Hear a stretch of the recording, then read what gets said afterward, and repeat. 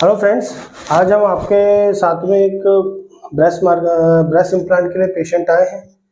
Breast augmentation mainly via silicon implant.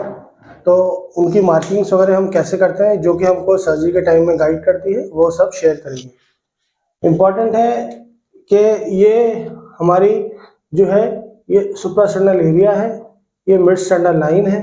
Marking पहले हो चुकी है, सिर्फ उसको हम जिससे कि एजुकेशन पर्पस के लिए आगे यूजफुल रहे, हम इसीलिए आपको दोबारा इसको एक्सप्लेन डिटेल में करके बता रहे हैं।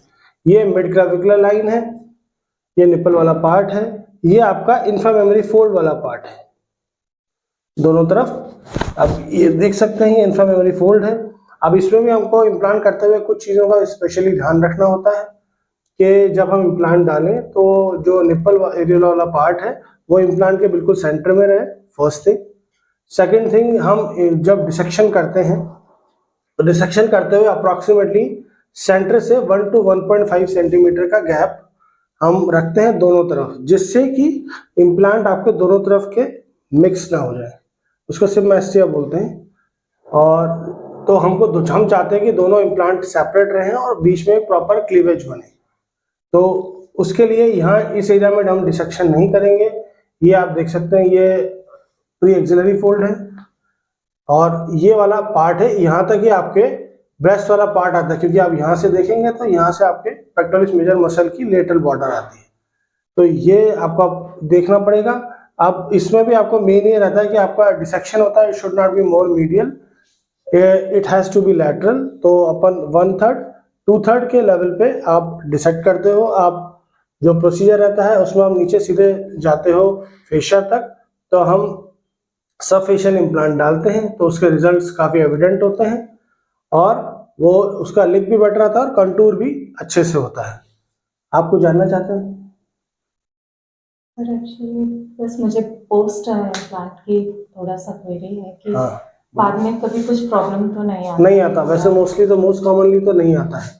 बस वो है कि हम इसके ऊपर बाद में स्पोर्ट्स बार प्रेशर गारमेंट हम पहन के रखते हैं, तो इसके प्रॉपर शेप का अरेंजमेंट वगैरह में, जिससे आपका जो फैट वगैरह रहता है उसका अरेंजमेंट थोड़ा सा प्रॉपर हो जाए, this should look more uniform, वो शेप उसका अच्छा लगे, वो आपको रेगुलर पहनना होता है। जो हम सूचर्स लगाते हैं वो एब्जॉर्बेबल सूचर्स होते हैं, जिनको हमको निकालने की जरूरत नहीं होती है। और अप्रॉक्सीमेटली 7 to 10 डेज आपके ऊपर इस पर ड्रेसिंग रहती है। एवरी 3rd डे आपको ड्रेसिंग चेंज करनी है।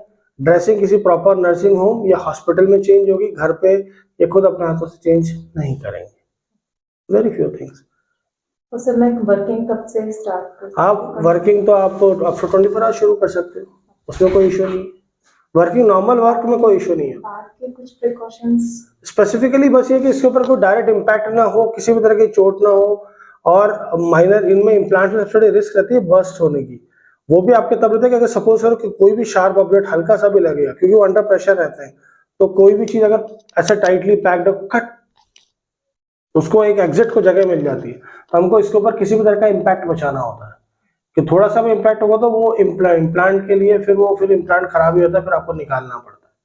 वो है, तो वो थोड़ी सी इन चीजों का ध्यान रखें, अदरवाइज कोई नॉर्मली कोई दिक्कत आती है? फिजिकल और कोई प्रॉब्लम नहीं, फिजिकल प्रॉब्लम नहीं आती। इम्प्लांट बर्स्ट होने के कंडीशन में भी नहीं, आपको एकदम, आप उसके अंदर भी ये रहता है कि वो it's a very rare thing to happen, और वो भी रहेगा कि मोस्टली, क्योंकि आप तो यहाँ पर अभी हम करेंगे तो वो तो सब अच्छे से नहीं हो जाएगा। बाद में आपको अननोइंगली पता लगा किसी से चोट लगी, आपको ध्यान नहीं गया, ठीक है छोटा मोटा कुछ होगा, पर वो चीज उसके लिए इम्प्लांट के लिए नुकसानदायक होती है। तो हमको उन चीजों का ध्यान रखना है बस, स्पेसिफिकली, और कुछ नहीं। Rest everything is okay. Normal activities आप सब शुरू कर सकते हो 24 to 48 आवर्स के अंदर ही। वेट्स वगैरह, जिम वगैरह आप अवॉइड करते हो at least for 6 to 8 weeks. Normal walking वगैरह में कोई इशू नहीं। नॉर्मल योगा वगैरह जो करती हूँ, नॉर्मल योगा वगैरह में कोई दिक्कत नहीं है। नॉर्मल में कोई दिक्कत नहीं, बस स्ट्रेसफुल नहीं होना चाहिए, पर्टिकुलरली पे इस पर किस तरह का प्रेशर पड़े, वो सब चीज़ें नहीं होनी चाहिए।